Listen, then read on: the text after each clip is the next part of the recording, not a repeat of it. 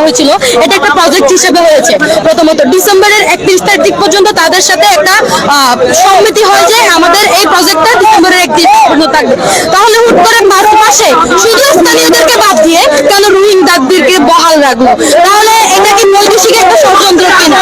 এবং তারা কালকে আরেকটা জিনিস ক্লিয়ার করছে, শুধু 1200 না আরো 1500 স্থানীয়দের চাকরি দেবে। তাহলে শুধু কেন স্থানীয়দের চাকরি দিয়ে যাচ্ছে, রোহিঙ্গাদের নিয়ে যাচ্ছে না?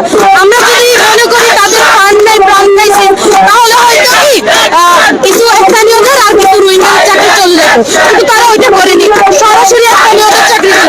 এখন আমাদের কোয়েশ্চন, এটা কি সন্ত্রাসবাজি বা এরকম কোনো কিছু করে উঠতেছে কিনা, বা আমাদেরকে জিম্মি করে রাখতেছে কিনা, সন্ত্রাস তুলতেছে কিনা? তাহলে এই সব মিলিত কোয়েশ্চন এবং ছাত্র সমাজের বিভিন্ন দিক থেকে আমরা বুঝতে পারছি এই আন্দোলন যুক্তিপূর্ণ।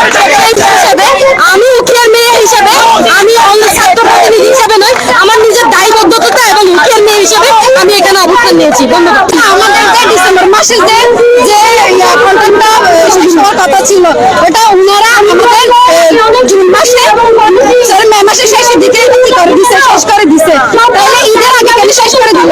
কারণ যদি শেষ হওয়ার কথা থাকে তাহলে এটা জন্য শেষ হওয়ার কথা।